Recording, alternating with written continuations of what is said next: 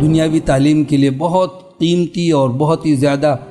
مہنگے اداروں میں داخلہ دلاتے ہیں، جہاں پر ہزاروں کی فیسیں ہیں، یونیفارم اور دوسری بہت ساری لوازمات، اور یہ سالانہ فیس ہے، یہ فلاں فیس ہے، فلاں فیس ہے، آئے دن کوئی نہ کوئی تقریب ہے، کسی نہ کسی بہانے سے پیسے نکلواتے ہیں، اور ماں باپ اس کو بوجھ نہیں سمجھتے، کہتے ہیں بچوں کے لیے تو کمایا ہے، بچوں کے لیے تو ہے سب کچھ، دنیا میں رہتے ہیں، دنیا داری بھی سکھانی چاہیے، لیکن یاد رکھیں یہ جو انگلش میڈیم بڑے اسکول ہیں، ان کی بنیاد کہاں سے چل رہی ہے؟ اگر یہ کسی یہودی، عیسائی اور غیر مسلموں کی ان کی ڈور ان کے ہاتھ میں ہے تو پھر وہاں پر بے حیائی سکھائی جائے گی،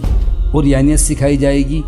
انگلش زبان کے نام پر قوم کو انگریز بنایا جائے گا، اس لیے کہ زبان کا بڑا اثر ہوتا ہے۔ اگر وہ یہودی نہ بنائیں تو کم سے کم مسلمان رہنے نہیں دیں گے، وہ بچے اگر یہودی نہیں بن گئے تو مسلمان بھی نہیں بچے، اس لیے کہ اسلام کی ساری عادتیں ایک ایک کر کے وہ بھلا دیتے ہیں، چھڑا دیتے ہیں۔ توازن کی ضرورت ہے، اعتدال کی ضرورت ہے۔ اگر دنیا سکھانے کا اتنا ہی شوق ہے تو اسی معیار کا دین بھی سکھائیں، اتنی شدت کے ساتھ دین کے معاملے میں اس کو تربیت دیں تاکہ وہ صحیح غلط کا آگے چل کے فیصلہ تو کر سکے۔ آپ نے دین کا تو سرے سے کوئی علم دیا ہی نہیں، بہت تیر مار دیا تو نازل قرآن پڑھوا دیا، اس سے زیادہ کسی نے کمال کیا تو بچے کو حافظ بنا دیا، بس اس کے بعد بچے کو کچھ نہیں پتہ۔ ایک صاحب جو بچوں کی تربیت کے حوالے سے گفتگو کر رہے تھے، معروف ادارے کے ایک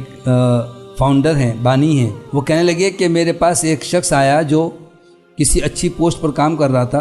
اور اچھی تعلیم تھی، دینی تعلیم بالکل نہیں تھی، دنیاوی تعلیم بہت تھی، تو وہ کہنے لگا کہ میری زندگی کے سب سے زیادہ برباد ہوئے سال وہ 3 سال تھے جب میرے باپ نے مجھے حفظ پہ لگایا تھا۔ وہ اس کو برباد کہہ رہا ہے، 3 سال میں نے حفظ میں برباد کر دیے، اگر میں اتنے سال وہاں نہ رہتا تو آج کہیں اور پہنچا ہوا ہوتا۔ یہ ہے تربیت کا حال کہ جب آپ صرف دنیاوی تعلیم، صرف دنیا کریں گے تو غلطی سے نازلہ قرآن بھی اس نے پڑھ لیا، کوئی فرق نہیں پڑے گا، حفظ کر لیا تو بھی اس کو وہ بوجھ سمجھتا ہے۔ اس کو یہ تو پتہ چلنا چاہیے کہ اللہ کے کلام میں کیا لکھا ہے، اس کو پیدا کس نے کیا اور کیوں پیدا کیا، دنیا میں آیا وہ کس لیے۔